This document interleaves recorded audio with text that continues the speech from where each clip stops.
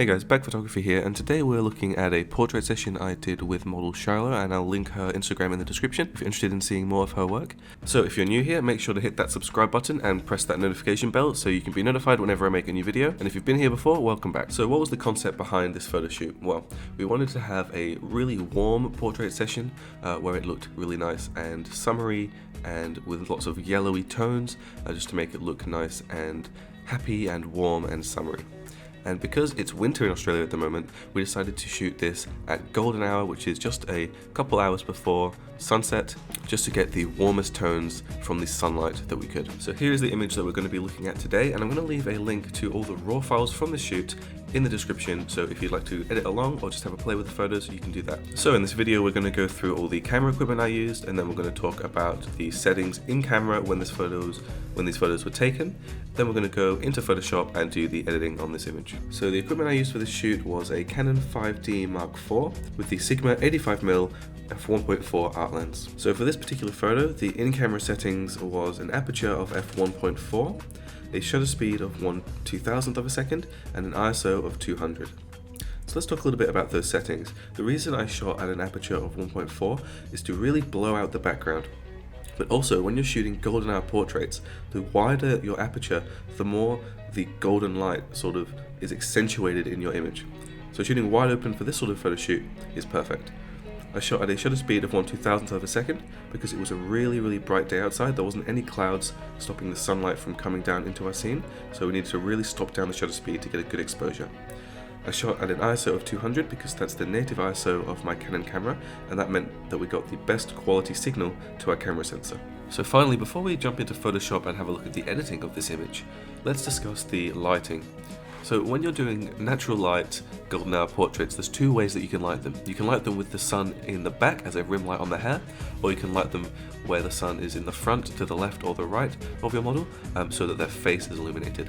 So what we did here is we decided to backlight this photo so that the golden sunlight provided a rim light on the model's hair, and you can really see that in Shiloh's hair, just in the right of her hair and also in the left of her hair, and it really gives a whole yellow tone to the background of the image. So now let's jump into Photoshop and have a look at the editing process I did on this image. So you can really see how little color this image has in it because we shot basically directly into the sun. So you really have to add that back in, as well as the contrast. So what we're doing here is adding some clarity, reducing the black shadows, and then adding contrast. And that really just adds back the shadows into the image from shooting straight into the sun. Next thing we did was change the color balance of the image to be more yellow, and then added some dehazing just so we could get a little bit more sharpness back into the image. Next thing we did was add some exposure, and then I decided to add just a little bit more yellowy tone to the image just to accentuate those warm tones in the background and on her face. So we just played around with the sliders for a little while just to make sure that we had everything perfect. Next thing we did was we just corrected the color on her teeth, just because when we changed the yellow color balance of the entire image, it added a little bit of a yellowy tone to her teeth.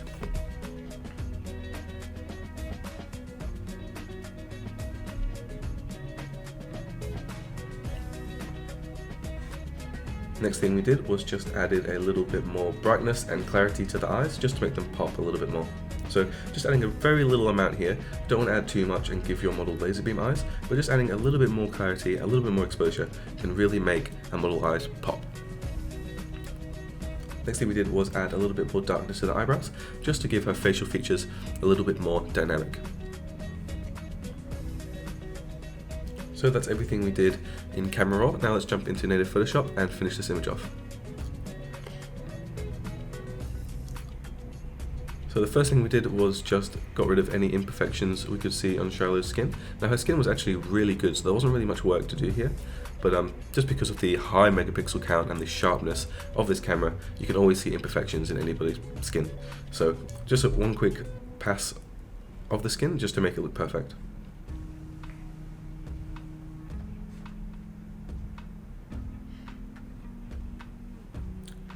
And there's a few little bumpy bits on her nose there, so instead of using the patch tool, I went to Filter, Blur, Gaussian Blur, and just removed the texture from that part of her nose. Then I used the patch tool just where that blur stopped, just to smooth out where the blur started and stopped. So just a little bit more skin correction here. And I reckon that's pretty much it. So the next thing we did was use the Liquify tool just to make her hair look a little bit more voluptuous. Her hair already did look pretty awesome, but I find that adding just a little bit more fullness to anybody's hair makes their photos look 100 times better.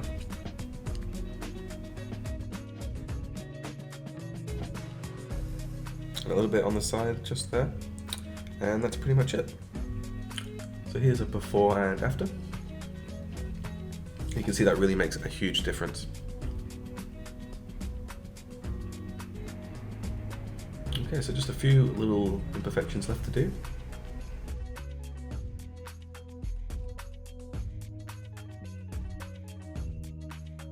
Okay, the next thing we're going to do is we're going to add a curves layer, and we're going to drop down the curves so it's more dark, and then press Control-I or Command-I if you're on a Mac. And what that's doing is basically making a layer for curves, like a mask, so that we can add dark spots into the image. So what I'm doing here is just adding a little bit more darkness to the dark parts of her hair, just to make her hair look a little bit more three-dimensional.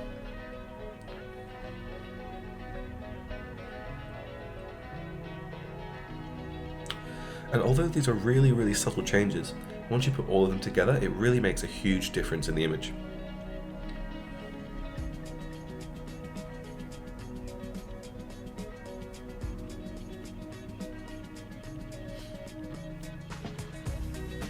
You want to be careful not to make too many drastic changes with this, just because it can look a little bit strange, and make sure when you're using the brush tool for this change to use a very soft brush.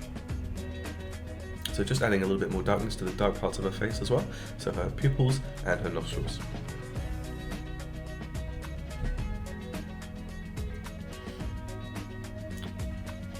Okay, so now that we've done that, we're going to do the same thing again, but for highlights. So click on the main layer, then go to a new curves layer, boost up the highlights of the curves a little bit, and then press Control-I or Command-I if you're on a Mac. So what we're doing here is we're going to add some more lightness to the light parts of the image. So that's like the little white bit on her nose, the little light bits in her hair, and that sort of thing. Anywhere where you can see a little bit more lightness, just add a little bit more lightness, and that will make the entire image look a little bit more poppy, contrasty, and dynamic.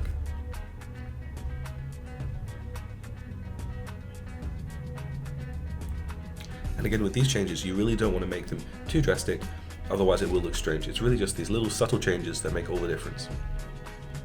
And that's everything, so thank you very much for watching. Please subscribe and hit that notification bell if you haven't already. I'm going to be making a lot more content like this in the future. And once again, if you are interested in any of the equipment used for this photo shoot, then it's all going to be in the description, as well as the raw files for playing along if you would like to edit these photos yourself. So once again, thank you very much for watching, and I'll see you in the next one.